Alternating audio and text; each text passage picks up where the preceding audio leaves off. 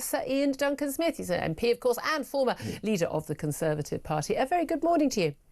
Morning, Julia. Thank you so much for joining us. Well, terrible Tuesday, awful April, not a good day. We haven't even had the national insurance rises hitting businesses, 26 billion pounds of those are hitting businesses from next week. But we're looking at gas, electricity going up, water going up, council tax, car tax, TV licence, broadband, mobile phone costs, you name it. People's bills are going up, some by a big whack, some by, just 4.999% in terms of council tax, 4.6% on average for other bills. But it all adds up. It's all above inflation and it's hurting people. Whose fault is it? Well, it's successive government's fault at the end of the day, because what's actually happened is we are trapped now in two competing elements. The first element is, if you look at energy, we now have the highest energy costs pretty much in the world. So no wonder industry has been shipping out from the UK. We have very little manufacturing industry left in the UK. Anything that uses high amounts of energy disappeared off. We're going to lose our data centers at the moment if we're not careful, because there's a huge amount of energy required to keep data centers cool, which is the key thing, and to power them up. Those two elements, our energy costs are spiraling. Part of it is this helter-skelter drive to net zero without understanding the inherent costs and the problems that are going to happen with that. So all of that was already in existence, made worse by Ed Miliband's, sort of zealotry into this process. Well, the second thing I think is then to look at taxation and costs. When you're in a hole, don't dig, stop digging. And we seem to, the last budget seemed to have said we have a problem, which we did, following on the back of COVID, our failure to recover. And I'll come back to the work and, to the sort of welfare side of this. But then what we do is we say, well, I tell you what we have to do. We have to prioritize elements of this and then tax the public even more. So we have a highly taxed public. They're now getting higher taxed to deal with a problem, but at the same time, that takes their money out of circulation. So shopkeepers and industry doesn't get what they need. So they then have real problems and they shut down, they disappear. So this is a spiral that has increased by hammering them for a second, maybe even a third time. We now hear from every economist that I can think of talking to who says she's going to fall short of all her targets. Look out for the coming budget in the autumn, because she's going to be forced to fill a black hole that she keeps talking about. And things are only going to get worse with these Trump tariffs. Was it like Freedom Day or something? The American president calls it, but we don't even know what all these tariffs are going to be on. We don't know who they're going to hit. Apparently there's a blacklist of 15 countries. We don't know if we're on it or not. No one seems to know, least of all most of the people in the White House. It does seem that attempts to negotiate some sort of start of a free trade arrangement between Keir Starmer and Donald Trump haven't quite made it there yet, and we are expecting those Trump tariffs to hit us. How big an impact will that have? I mean, people might say, well, I don't work in the automobile industry, so it won't make an impact on me, but this can have a far-reaching effect on everybody, can't it? Yeah, it does, because the US is our single biggest market as a single country. They're bigger than any single country in Europe by a long, long way. And we actually run a pretty steady position with them, sometimes marginally in surplus, because financial services are a huge exporter to the USA, because our two systems, work very well together. Both using common law and the English common law, and at the same time the English language, and it works very well. So we are the biggest investor in the United States in the world, and the United States, strangely, is the biggest investor in the UK of all their markets. So all of this is important to us in a way that perhaps some of the other countries that may be putting tariffs on aren't. Why does it matter about the automotive industry? Well, it does matter because it provides a lot of skilled jobs in the UK. It's one of the last remaining areas of industry that was a success story. And part of the reason why they're in trouble and why they won't, it's going to be difficult to ride these tariffs as they might have done 15, 20 years ago, it's because we, the governments, have hammered them on net zero to the extent that they've been forced to move over to build electric cars, which they simply won't compete with the Chinese on, and they are going to get penalized if they don't reach certain targets. That means their flexibility to keep the costs of their cars down has just had a hole punched through it. And so that means that one of the key areas for technical skills, for serious apprenticeship work, will go if we're not careful. That have an impact on defense. We want to build up our defense industry.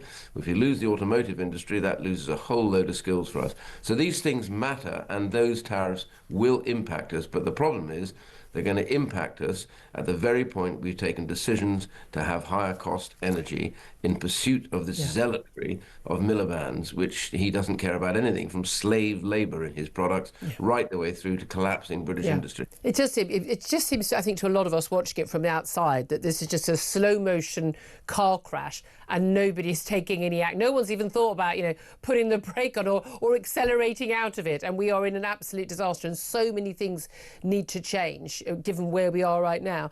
Can I also ask you about another area of news today? And this is this two-tier justice row. Now, we've had the issue over sentencing guidelines, and that Sentencing Council basically agreed to delay the sentencing guidelines that we're going to bring in, basically two-tier justice as of today, ahead of a law that the Justice Secretary is going to bring in to stop that from happening. We only knew about it for a couple of weeks after Robert Jenrick, the Shadow Justice Secretary, raised this issue. We've also seen this two-tier justice in terms of the police, where police officers are basically being told that they should be looking for equality of policing outcomes and aiming for racial equity, i.e. treating a black person and a white person the same ends up being racially unequal, so you should actually treat them differently. Now, this stuff is absolutely against every principle of justice and every principle of, I think, what we hold to our hearts in Britain. And yet the people who make these decisions, whether it's the Sentencing Council, whether it's an unelected, unaccountable Quango, whether it is policing organisations, police chiefs, we have no say over these things. These people are unaccountable, unelected, and it would appear never lose their jobs, even when they promote the most outrageous policies. Yeah, I'm afraid it's successive governments have been bullied and weakly allow themselves to be bullied into believing that politicians may well be elected, but they are not expert enough to be able to decide things. So we hand them over to bodies. And what do the bodies do?